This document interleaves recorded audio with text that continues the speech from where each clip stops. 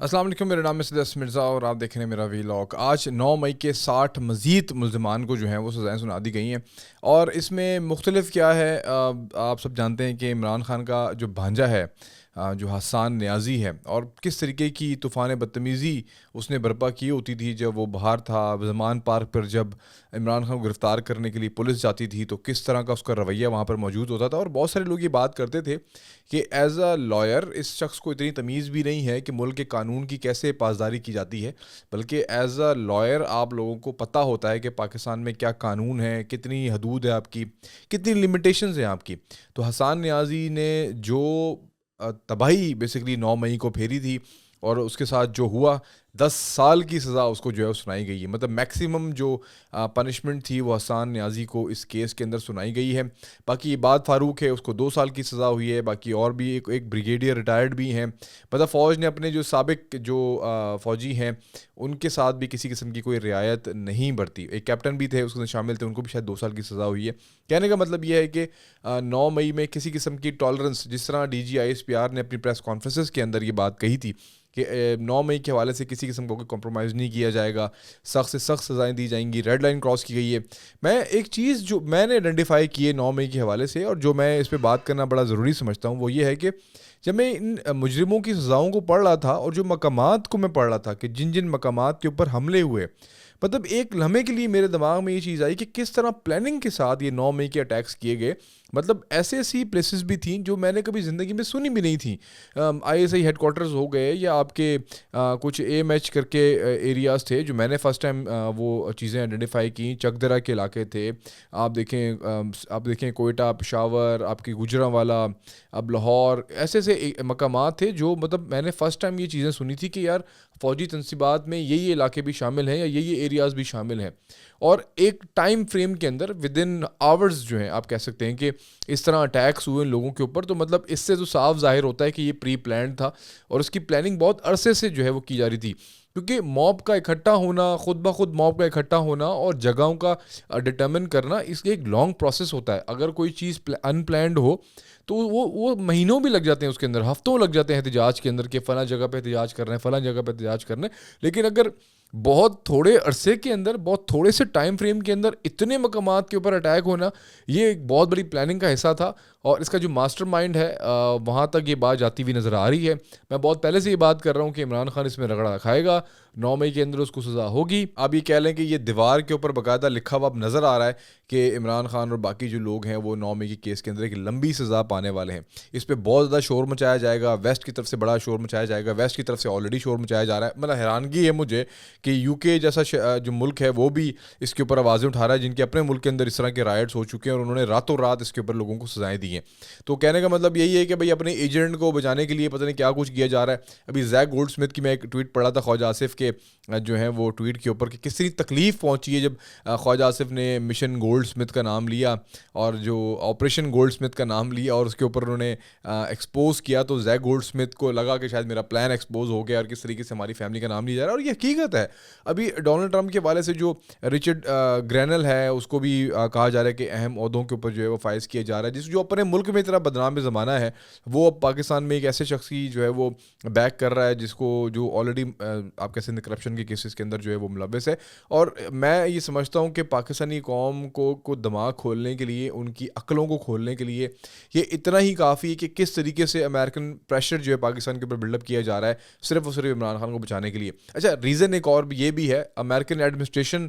شاید عمران خان کو بچانے میں اتنی انٹرسٹڈ نہیں ہے جتنا ٹرمپ یا اس کی فیملی آپ کہہ سکتے ہیں۔ جمائما کا جو فادر تھا، جو گولڈ سمتھ کے چند بڑے بزنس مین میں سے ایک بزنس مین تھا، وہ بیسیکلی ٹرمپ کا فائنینسر رہ چکا ہے۔ تو یہ میں آپ کو بڑے افسر رسوخ سے یہ بات کر رہا ہوں، آپ اس کو ریسرچ بھی کر سکتے ہیں۔ تو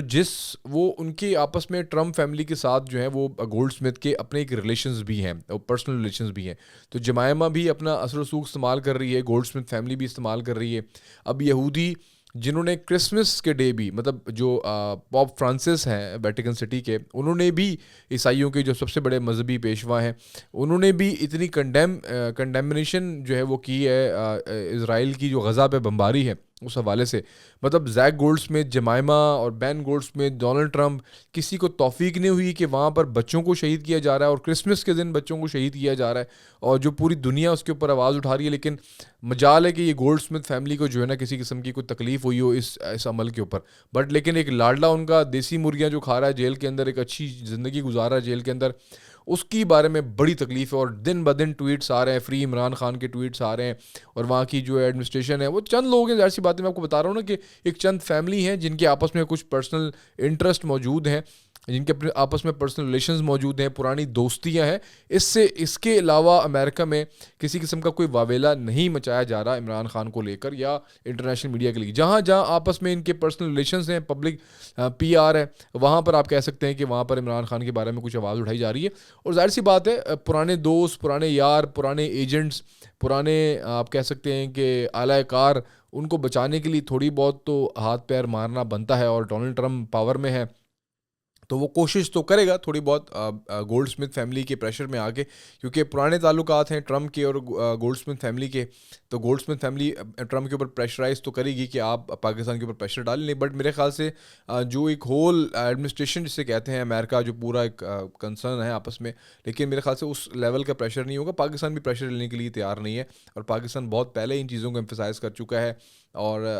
چائنیز اور رشینز اور سعودی عربیہ سے ایک بلاک ہے جو آلریڈی ان چیزوں کو ڈٹرمن کر چکا ہے کہ امریکن انفلوئنس کے اندر چیزیں نہیں آئیں گی. اب آنے والے وقت کے اندر اور مزید کیا ڈیولپمنٹ ہوتی ہے، میں صرف اتنا کہوں گا کہ 4 سال کے لیے ڈونلڈ ٹرمپ پریزیڈنٹ ہے، اس کے بعد ڈونلڈ ٹرمپ پریزیڈنٹ نہیں ہے، سیکنڈ ٹرم اس کی موجود ہے. یہ 4 سال کس طرح پاکستان کے اوپر گزریں گے وہ آنے والے وقت بتائے گا. لیکن 5 سال کے لیے آرمی چیف موجود ہیں، شہباز شریف اس وقت 4 سال کے لیے موجود ہے، اتنی ٹرم کے لیے جو ہے وہ ڈونلڈ ٹرمپ موجود ہے. تو کس طرح پریشر ہینڈل کیا جائے گا، کس طرح انگیج کیا جائے گا عمران خان کو، جو آگے آنے والی سزائیں ہیں جو بڑی سنگین ہیں وہ کس طریقے سے ہینڈل کی جائیں گی، اس کو پوری دنیا کے اندر کس طرح پروٹیکٹ کیا جائے گا، کس طرح جسٹیفائی کیا جائے گا ان 9 مئی کی تمام تر چیزوں کو. 9 مئی پاکستان کا اندرونی معاملہ ہے، ایک بڑے لیول کے اوپر پاکستان کے اوپر اٹیک ہوا، پری پلانڈ اٹیک ہوا. اس کے جو کارندے ہیں، اس کے جو کرنے والے ہیں، اس کے جو پلانرز ہیں، ان کے خلاف بھی کارروائی ہونے جا رہی ہے. تو پاکستان کا کیس بہت اوپن اینڈ شٹ ہے اس معاملے میں. پاکستان کو اتنی جسٹیفیکیشن بھی دینے کی ضرورت نہیں پڑے گی، خاص طور پہ 9 مئی کے کیس کے اندر، کیونکہ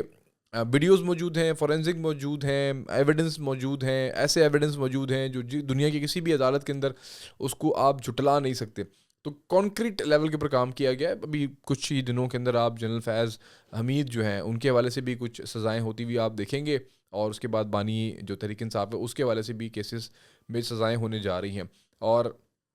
ابھی جو مذاکرات ہیں، مذاکرات میں بھی آپ کہہ سکتے ہیں کہ کیموفلاج ہو گورنمنٹ کی طرف سے کہ ان کو انگیج کر کے سزائیں دی جائیں، کہ بھئی بتایا جائے ہم تو مذاکرات کرنا چاہ رہے تھے، اور ہم تو چاہ رہے تھے کہ آپ کے ساتھ مذاکرات کی جائیں، سیاسی جماعتیں آپس میں بیٹھیں، بٹ جو سزاؤں کا جو معاملہ ہے وہ عدالتوں کے اندر ہے، وہ عدالتوں کے اندر آپ ہینڈل کریں. بٹ جو سڑکوں کی گیم ہے، جو سڑکوں پر قتل و غارت کی چیزیں ہیں یا لوٹ مار کی چیزیں ہیں، یا سڑکوں پہ آپ کہہ لیں کہ توڑ پھوڑ کے جو معاملات ہیں، پرتشدد جو ہیں وہ آپ کے جو مظاہرے ہیں آپ کے، اس کے اوپر حوالے سے تو مذاکرات کی جا سکتی کہ یہ آپ نے نہیں کرنا، باقی اپنا قانونی راستہ آپ اپنائیں، باقی گورنمنٹ کی طرف سے کسی قسم کی کوئی زیادتی نہیں کی جائے گی. مذاکرات شاید اسی لیول کے اوپر ہی ہو رہے ہیں کہ گورنمنٹ ساری چیزوں کو ان ٹیبل پہ رکھے کلیئر کرے گی کہ ہم کسی قسم کی زیادتی نہیں کر رہے. کوئی بھی ایک کیس ایسا نہیں ہے جس کو آپ سیاسی کیس کہہ سکیں، اور تمام تر چیزیں ایسی ہیں جو آپ لوگوں نے گناہ کیے ہیں، جو آپ لوگوں نے غلط چیزیں کی ہیں، اسی کی آپ کے لیے جو ہے سزائیں آپ کو